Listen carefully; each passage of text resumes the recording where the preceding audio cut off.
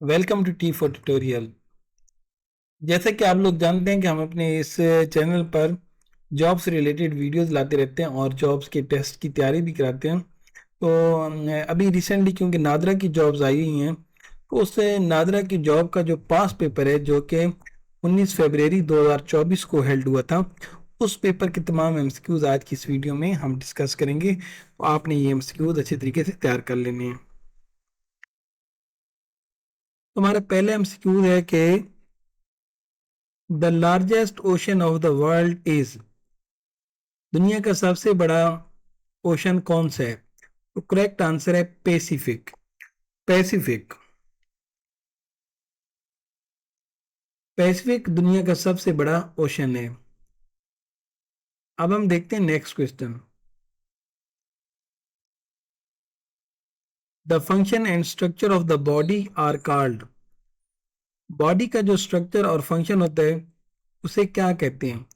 इसको हम मुख्तसर तौर पर फिजियोलॉजी का नाम देते हैं। Next question. What is the minimum age specified in the Constitution of Pakistan to become Prime Minister of Pakistan? Pakistan का प्राइम मिनिस्टर बनने के लिए जो एज की शर्त रखी गई है वो क्या है? करेक्ट आंसर है 25। 25 साल शर्त रखी गई है। 25 साल तक के जो लोग हैं वो प्राइम मिनिस्टर ऑफ पाकिस्तान बन सकते हैं। Arrange in the correct sequence, ये कुछ चीजें दी गई हैं और इनको आपने एक करेक्ट सीक्वेंस में रखना है। पहला है मैरिज रजिस्ट्रेशन, दूसरा है प्रपोजल, तीसरा है एंगेजमेंट और चौथा है मैरिज। तो इसका जो करेक्ट आंसर है वो है प्रपोजल, फिर उसके बाद एंगेजमेंट, फिर उसके बाद मैरिज रजिस्ट्रेशन और फिर उसके बाद मैरिज। नेक्स्ट क्वेश्चन जो पिछले पेपर में 2024 में पूछा गया था वो था कि which country is called the land of the midnight sun? किस कंट्री को land of the midnight sun कहा जाता है? करेक्ट आंसर है नॉर्वे। नॉर्वे को लैंड ऑफ मिडनाइट सन कहा जाता है। देखते हैं अपना नेक्स्ट क्वेश्चन।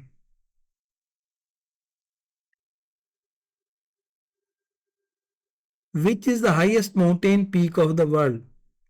दुनिया की सबसे बड़ी ऊंचाई वाली माउंटेन पीक कौन सी है? तो करेक्ट आंसर है माउंट एवरेस्ट। माउंट एवरेस्ट दुनिया की सबसे ऊंची पहाड़ी चोटी है। Next question. पेंटिंग खाली जगह here before it was sold to an art firm. Correct answer है had been.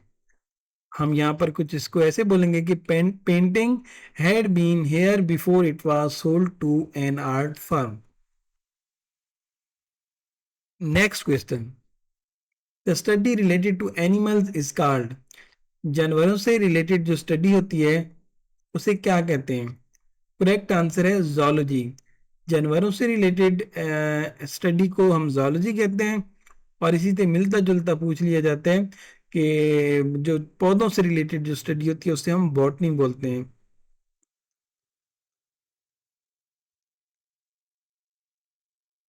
Next question. Pakistan largest C port is in which city?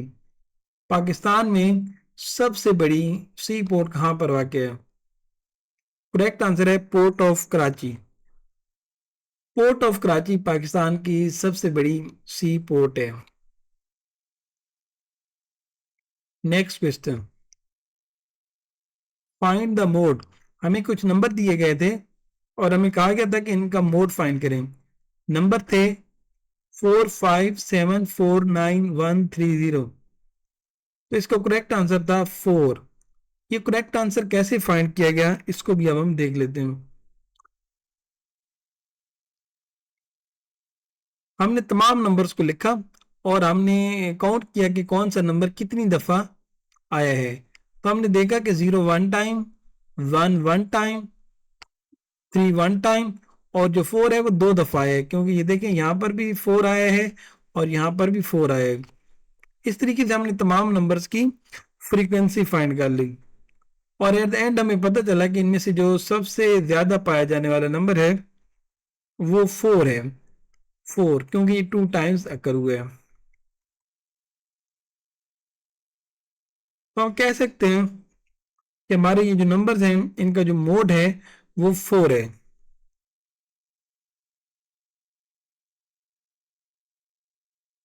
Next question,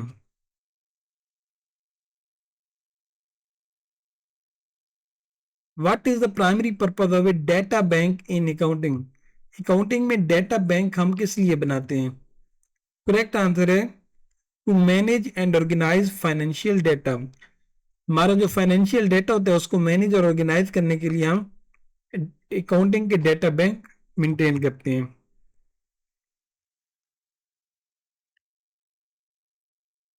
next, first chief of staff of Pakistan army. Pakistan army के पहले chief of staff कौन थे? Correct answer है general Tikka Khan.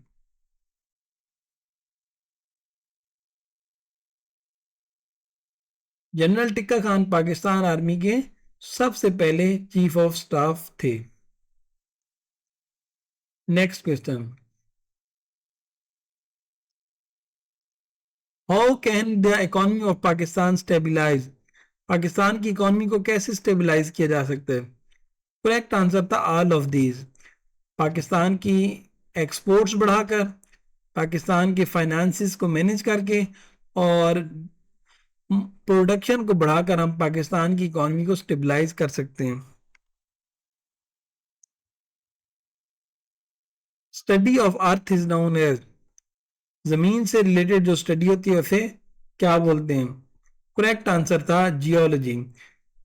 जमीन से related study को हम जियोलॉजी बोलते हैं।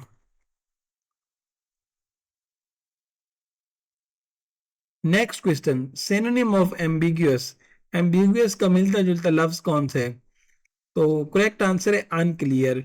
ऐसी चीजें जिनको समझना क्लियर नहीं होता, जो कि मुतनाज़ा किस्म के मीनिंग रख रहे होते हैं, उनको हम एम्बिगियस बोलते हैं और इससे मिलता जुलता वर्ड है अनक्लियर। तो ये था जी नादरा की जो जूनियर एग्जेक्टिव की 2024 में जॉब्स आई थी उनका पास पेपर। तो इस पास पेपर को अगर आप रीड करना चाहें तो वीडियो की डिस्क्रिप्शन में मैं रेफरेंस यहाँ मेंशन कर दूंगा, तो वहाँ पर जाकर आप इन एमसीक्यूज को पढ़ भी लीजिएगा। तो इसी तरीके से आप मजीद पास पेपर्स की स्टडी करना चाहते हैं, अपनी जॉब्स की तैयारी करना चाहते हैं और अपनी मुस्तकबिल के लिए इस तरह की अच्छी कैरियर रिलेटेड वीडियोस देखना चाहते हैं तो चैनल को सब्सक्राइब ज़रूर कीजिएगा और कोई भी अपनी राय है तो कमेंट करके ज़रूर बताइएगा। शुक्रिया।